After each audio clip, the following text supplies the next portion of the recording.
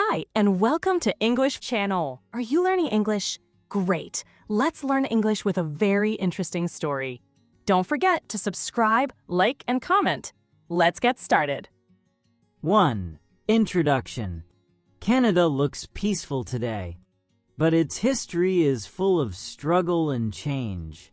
Before Canada was a country, this land already had many stories. Stories that still shape who Canadians are. To understand modern Canada, we must look back at its long and complex history.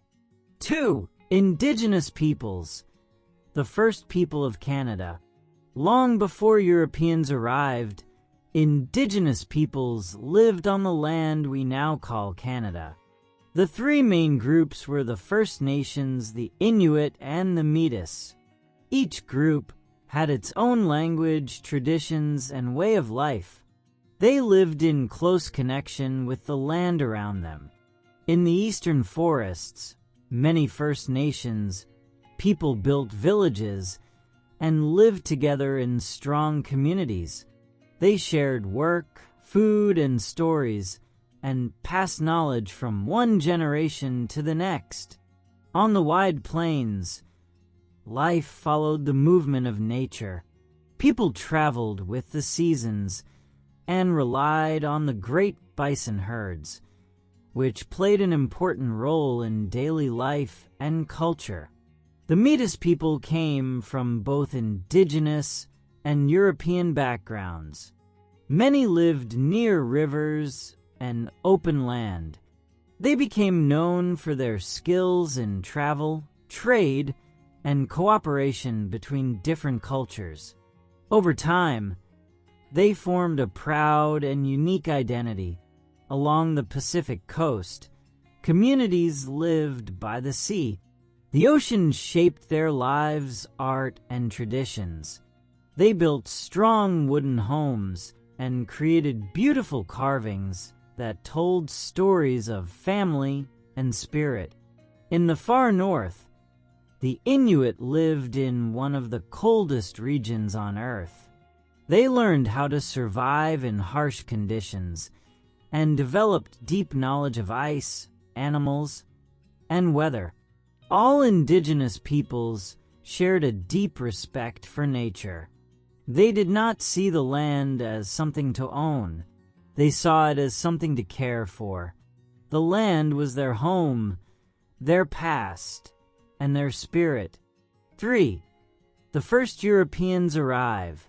The first known Europeans to reach the land near Canada were the Vikings. Around the year 1000, Norse sailors crossed the Atlantic Ocean. They came from Greenland and Iceland. They built small camps on the east coast. This place is now called Newfoundland. However, they did not stay long. Their visits were soon forgotten in Europe. Many years later, a new age of exploration began. This happened in the 1400s and 1500s. Sailors from England and France crossed the ocean. They searched for new trade routes. They also searched for rich lands. At first, Europeans did not build many towns. They came mainly to fish in the cold Atlantic waters. During this time, they met Indigenous peoples. They began to trade with them. These early meetings changed history. They started a long and important relationship. This relationship shaped the future of Canada forever. 4. France comes to Canada. In the early 1500s, France became interested in the land across the Atlantic Ocean. French kings wanted new lands, new wealth, and new trade routes. In 1534, a French explorer named Jacques Cartier arrived in North America. He sailed along the coast and entered the Great St. Lawrence River.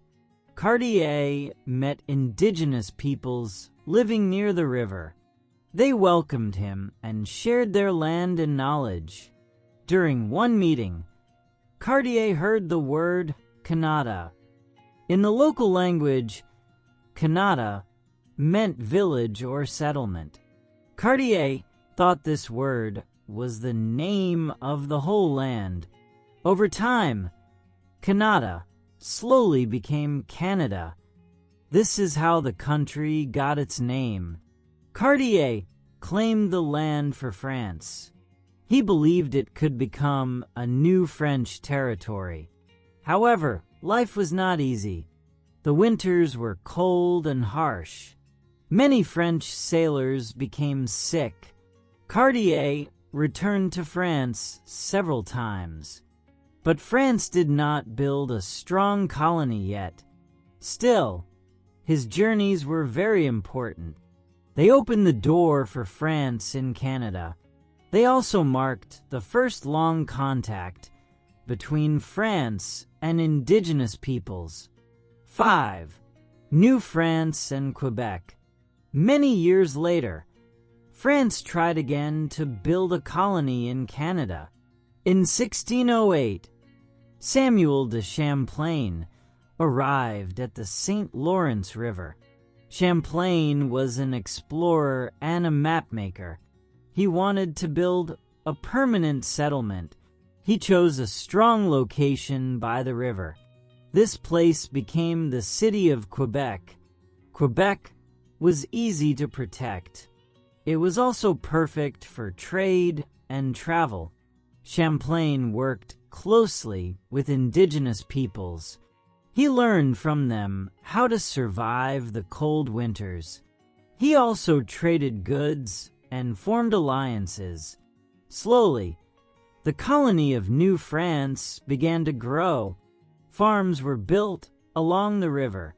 Small towns appeared near Quebec.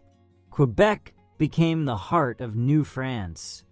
It was the center of government, trade, and culture. French language and traditions spread through the region.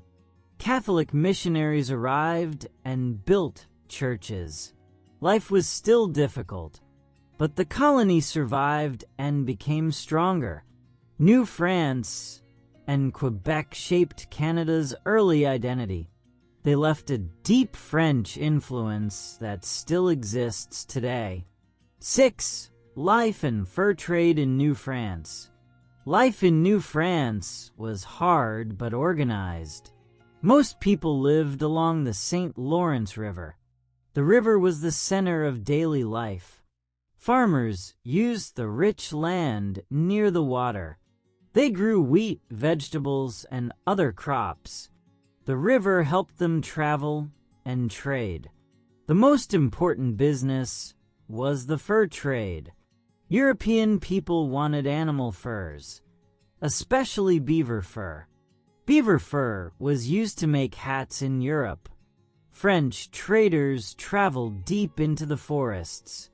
They were called coureurs de bois. They paddled canoes along rivers and lakes. Indigenous peoples played a key role in the fur trade. They trapped animals and knew the land very well. They traded furs for tools, cloth, and metal goods. Missionaries also came to New France. Many were Catholic priests. They built churches and schools. Missionaries tried to teach Christianity. They also learned indigenous languages and customs. Life was slow and dangerous at times. Winters were long and cold. Still, the fur trade helped New France survive and grow. 7. Conflict between France and Britain. France and Britain both wanted control of North America. They wanted land, power, and wealth. For many years, the two countries competed for influence. They built forts and formed alliances with indigenous nations. This rivalry led to many small wars. Finally, a large conflict began. It was called the 7 Years' War. The war started in the 1750s. It was fought in Europe and North America. In Canada, it became a fight for New France. The most important battle happened in 1759. It took place near the city of Quebec. This battle was called the Battle of the Plains of Abraham. British and French armies met on the highland above the river. The fighting was short but very intense. Both leaders, General Wolfe and General Montcalm, were killed. The British won the battle. Soon after, Quebec fell to Britain. New France was lost. This victory changed Canada forever. Britain became the new ruling power. French rule in Canada came to an end. 8. British rule begins.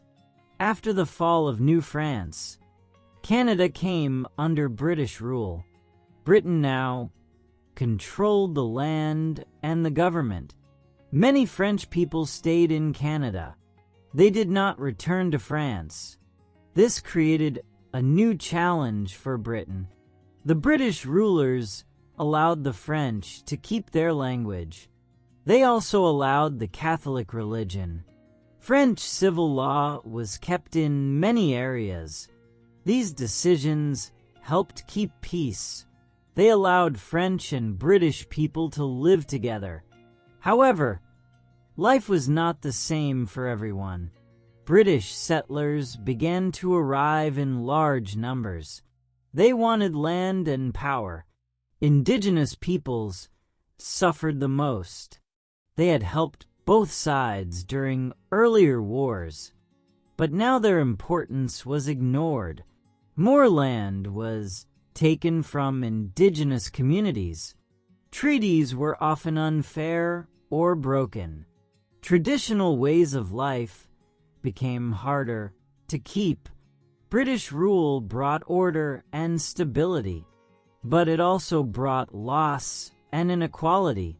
The future of Canada was being shaped by these changes. 9. Toward democracy and rebellions. As time passed, people wanted a stronger voice in government. Canada was divided into Upper Canada and Lower Canada. Upper Canada was mostly English-speaking. Lower Canada was mostly French-speaking. In both areas, power was held by a small elite. These leaders were not elected by the people. Many farmers and workers felt ignored. They paid taxes, but had little say. Anger slowly grew across the colonies. People asked for fair laws and more rights. In 1837 and 1838, rebellions broke out. Groups in both Upper and Lower Canada took action. They wanted responsible government. They wanted leaders chosen by the people. The rebellions failed quickly. British troops stopped the uprisings. However, the message was clear. Change was needed. After the rebellions, Britain studied the problem. New reforms were introduced. Step by step, Canada moved toward democracy. These events laid the foundation for a fairer government in the future. 10. Confederation of Canada, 1867. By the mid-1800s, the British colonies in North America faced many problems. They were expensive to govern from Britain. They also feared attacks from the United States. The colonies needed a new system. They wanted to work together, but keep some control. Leaders from different colonies met to discuss the future. They shared ideas and concerns. In 1867, a new country was born. This event was called Confederation.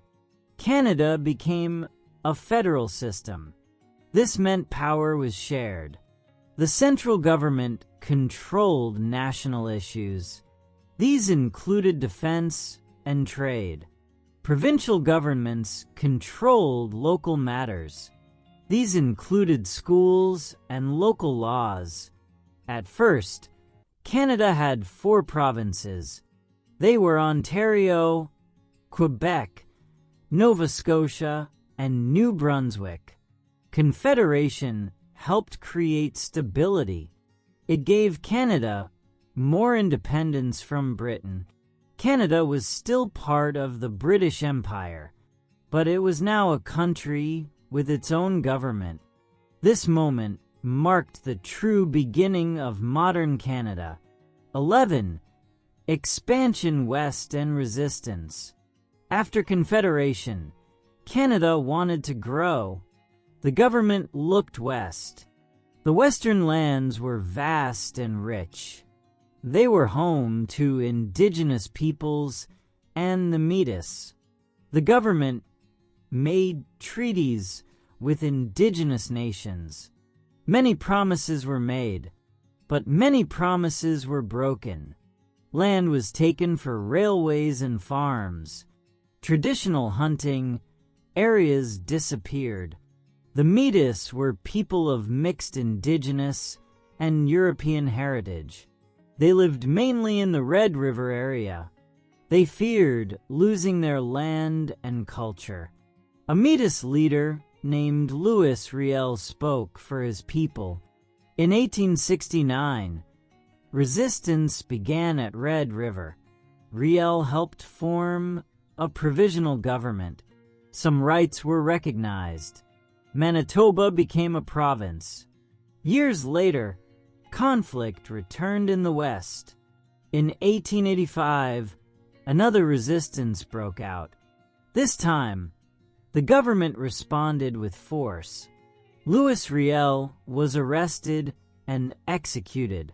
His death shocked the nation. It showed the cost of expansion. It also revealed deep injustice in Canada's growth. 12. Canada in the World Wars. When the First World War began in 1914, Canada joined Britain in the fight. Thousands of Canadian soldiers went overseas. They fought bravely in Europe. One important moment was the Battle of Vimy Ridge. Canadian forces worked together as one army. This victory gave Canada pride and confidence. After the war, Canada faced hard times. The Great Depression began in the 1930s. Many people lost their jobs. Families struggled to survive. The government slowly introduced new support programs. These programs helped people in need. In 1939, the Second World War began. This time, Canada made its own decision to join. Canada played a strong role. It trained pilots and built ships and planes. Canadian soldiers fought in Europe again. Women worked in factories and offices. The war changed daily life. After the war, Canada became more independent. It was now respected on the world stage. 13. Geography, climate, and natural environment. Canada is one of the largest countries in the world. It stretches from the Atlantic Ocean to the Pacific Ocean. It also reaches into the Arctic in the north. The land is very diverse. There are high mountains in the west. These are called the Rocky Mountains. Canada has wide forests and open plains. It also has thousands of rivers and lakes. Some of the largest lakes in the world are in Canada. In the north, the Arctic land is cold and remote. Ice and snow cover the ground for much of the year. Canada's climate changes by region. The south has warmer summers. The north stays cold most of the time. Winter is an important season. Snow and ice affect travel and daily life. People build homes to stay warm. Cities plan for snow and cold weather. Nature plays a big role in Canadian life. It shapes jobs, culture, and traditions. Canadians learn to respect the land and the seasons. 14. Building modern Canada. After the Second World War, Canada began to change quickly. The government took a bigger role in people's lives. A welfare state slowly developed. Healthcare, pensions, and social support were expanded. These programs helped reduce poverty. In Quebec, a major change began in the 1960s. This period was called the Quiet Revolution. The government took control of education and services. The power of the church became smaller. Quebec society became more modern and secular. Canada also changed through immigration. People arrived from Europe, Asia, Africa, and beyond. In the 1970s, Canada adopted multiculturalism. Different cultures were welcomed and respected. Immigrants helped build cities and communities. They brought new languages, food, and traditions. Modern Canada is diverse and open. It values fairness and inclusion. These ideas continue to shape the country today. 15. Indigenous rights and reconciliation. For many years, Indigenous peoples in Canada faced deep injustice. One of the most painful examples was the residential school system. Indigenous children were taken from their families. They were sent to schools far from home.